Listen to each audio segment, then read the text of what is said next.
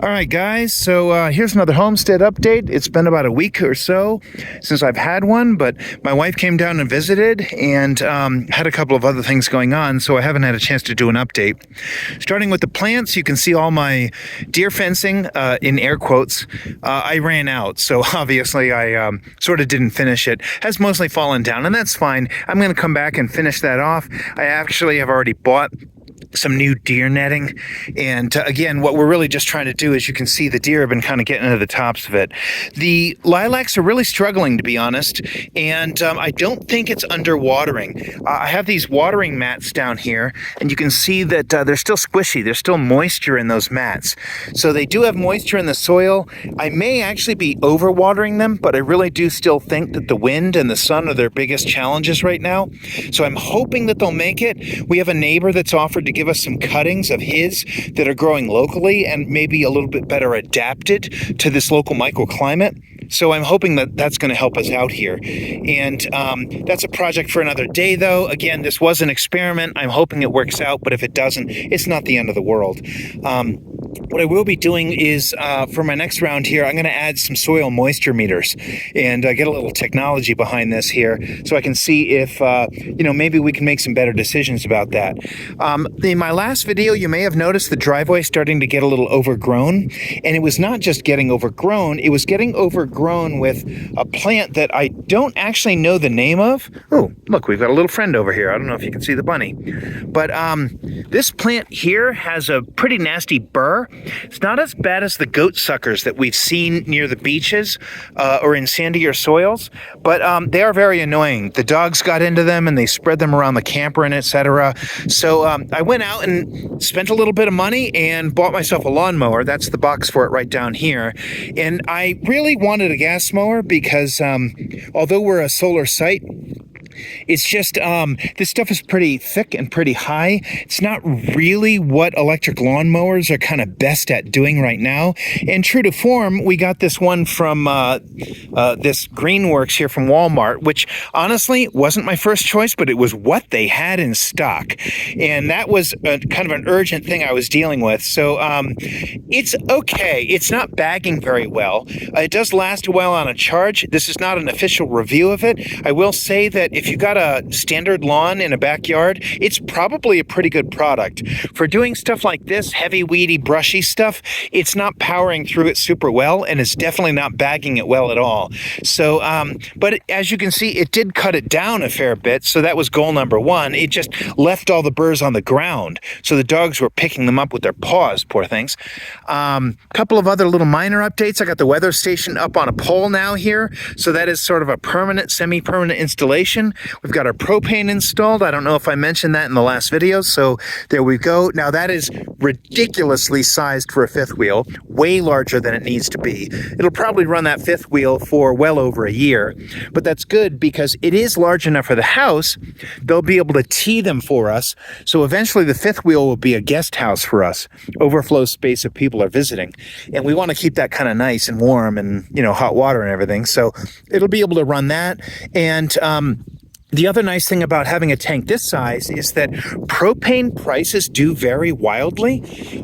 They can be as much as twice the average cost depending on the time of year when you're buying. And so what this will allow us to do, hopefully this getting over the wind here, is buy the propane when prices are low and just ride it out when the prices are high. So anyway, that's kind of a minor thing. I know what you're all waiting for, so I'm going to go ahead and just walk into the house here. And as you can see, I've moved the stairs from the side over to the front because the side is no longer passable. We have all the exterior walls up, and I've started to finalize the sheathing in areas where the walls overlapped. Remember, as I was saying earlier, there were areas that I could not sheathe because the walls have intersection points and the sheathing overlaps them. So now it's time for me to go do some of the final sheeting, and I'm working on that. So if we go up inside here, you can see we've got a nice mudroom. We'll be walking into the house here, and the big update is we have now started interior framing. I do still have some detail work to do on the outside, obviously sheeting. There's a couple areas where I need to add headers. There's a 45 miter header in the bathroom for the corner window, and you can see I've only got one of the headers installed here, so I have to put the one across there. Again, it was a detail that I couldn't do till the wall was up. And this area in the bathroom here is actually quite high. So it's a good 12 feet off the ground from this corner, maybe 11. So I've been kind of dragging my feet on it. I don't love ladder work, and it is something that's much easier to install from the outside. So it's something I'll get to, over the next week or two. But the big deal is we've started the interior framing, and now you can start to see the rooms take shape. So what I'm doing here is I'm standing in the master bedroom and I'm looking into the master bath, and this will be the closet here. This wall will be identical to that one. I've started cutting some of the pieces for it. I am hitting a bunch of problems where my 2x6 material, I had about a 10% loss, about average. So you can see out of my pile here, I sort of have my rejects. They don't look it on the video here, but these all have some significant warp or wane in them, and some other issues where I've been using them to cut blocking or shorter sections like windowsills, but they aren't suitable for like top plates and things like that where I actually want a straight wall. You can take some twist out of a piece of lumber, but if it's actually curved this way, makes for a bad top plate. That's not twist you want to take out. And the reason is you can take it out, you can force it out, but now what you're doing is putting a lot of tension in your wall. You're putting a lot of stress there where the wall is going to want to warp or twist back to the way that wood was naturally sitting. So as I've been crowning my joists and plates and studs and everything here, I've got a little bit of reject, but my reject pile for my 2x4s for the interior walls is much, much bigger. I'm getting about 30% of these that are just hot garbage. I mean, they're really, really cut badly. And even the ones that I've got here, I don't know if this is going to show up on camera, but if we look down it, well, actually, that one's pretty good. So this is what a straight stud should look like here, right? We have a little bit of crowning. It's very subtle. The video might not even pick it up. But other than that, this is a fairly straight stud. Now, all of my other studs here, I'm getting a lot of curve to them. And I can take some twist out, but if the stud is curved in its long axis, it just makes for a warped wall. So I've really had to spend a lot of time going through my lumber pile and picking out the good bits here. I do want my walls to be straight. Fortunately, 2x4s are cheap. It's a little disappointing that I've got so many rejects because it does mean I'm going to run out of lumber before I finish all the walls. But at the same time, we're only probably talking about $50 to buy some replacements for what I need here. If I need another 10 or 20 at $4 a piece, I mean, you could do the math on that. So no big deal. As I frame this out, you'll notice the walls may not seem as tall as they should. That's just because they don't have their top plates on. These top plates are going to intersect, and rather than leaving openings for them, you can totally do that, and professional framers often will. I've just decided that I was going to lay my top plates up there and then cut my openings when I want to do my top plate overlaps. And the reason for that is it's just easier for me. I was able to stabilize my walls. I've got some wall intersections like right here where I was able to nail my top plates over and get some really strong intersecting corners to resist the wind that we always have here on the site. And by doing that, I had a much safer, much sturdier wall by having that second top plate be continuous and not cutting it until I'm ready to cut the intersection here. So that is the next step here. That's going to be done. And as I get all this detail work finished here, the closet is going to be done next. And then what I'm going to do is lay out my two dividing walls. One you can see now on the floor right here. This is going to be the guest bath. And then over here, you can see this is going to be my office. I'll get those two walls set up where I've started like dummying them out. And then once those are up, I'll build the hallway wall across here and it'll be lifted up and rest against those two. So it's sort of like Legos. You're kind of building one thing, stack another. And there's no real right answer here. You could say, well, I want to build all my long walls first or not. The only thing I decided to do first, because again, there's no like rule book on this, is I built my 2x6 wall here.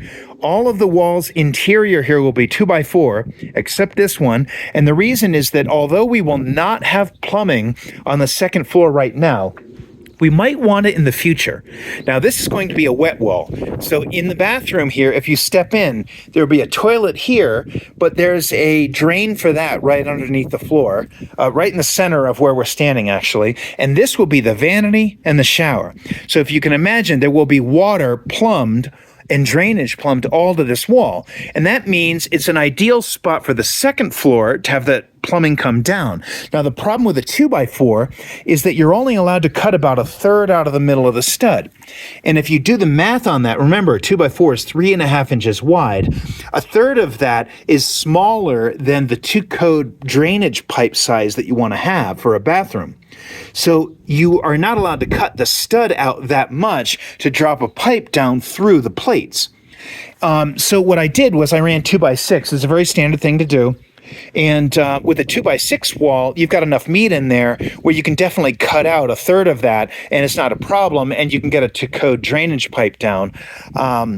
And then we'll worry about the toilet later. I may box in a soffit or something along those lines around the corner. We'll figure that out later. That's not a major priority. But at least I'll be able to do the major piece of the plumbing for if we want to sink or something up there. This will be the master closet, as I said, master bath, or master bedroom. And then, over the next video, you should see me starting to lift these walls in here, framing in the office, guest bath. And then the last major walls will be the ones running along this side of the hallway. This is a load-bearing wall, but it only needs to be 2x4 because 2x4s can actually bear a very, very large amount of weight in compression. Wood is very, very strong in compression. The reason I needed 2x6 here is for the plumbing and because I'll be cutting some of that material out, not because it actually needed that much strength. But this will be somewhat load-bearing because the roof is going to come up here, peak over the great room, but the peak of the gable will not be in the center of the house. Instead, the peak of the gable will be here. So we'll have a sort of salt box. There will be two 5/12 pitch roofs. We'll have a knee wall coming up here, a 5/12 pitch roof peaking right here with a column coming down. So you can see that's one of the reasons why this window here has a column in the middle of it when we've decided to go with a grid instead of just a great big open window, because that column is structural and that will be carrying some of the load from a ridge beam that runs across this way. And then the rest of the roof will be another 5/12 pitch down this direction. Instead of a knee wall here, it will actually land on this side, on this top plate. Now, the thing is, though, that this is a very long run. So this here is, I forget the math, but it's like 9.5 feet, something like that, not counting the overhang. This run over here is much longer. It's, I can't remember, it's like 18, 24 feet. It's quite a long run from this peak down to this top plate here. And because of that, I want to get some extra support for the middle of that run so I don't have to run like 2x12 or I-joists or something like that for rafters. I can use some smaller rafters. And so what I'm going to do is extend this wall here that runs down the middle of the house up through the second story up to the roof. And it's going to be load-bearing. And the idea behind that is that it will split that distance in half. Now, there are other ways you can do this. You can use purlins and kickers and other techniques there to cut the length of a rafter in half for its total bearing length. But this is just a very easy way for me to do it. I don't need to do any odd framing in there. And so now what you can see is that you will have a great room with a large peaked roof up over here. And then from here, about, 7 feet up, you'll have another span that comes down here. So the kitchen and dining room will also have a bit of a peaked kind of roof over them. So kind of a cathedral, not quite cathedral ceiling, but at least a raised slope ceiling. So that's what you'll see me working on the next couple of videos. Thanks for watching, and stay tuned for some more updates. We're making progress.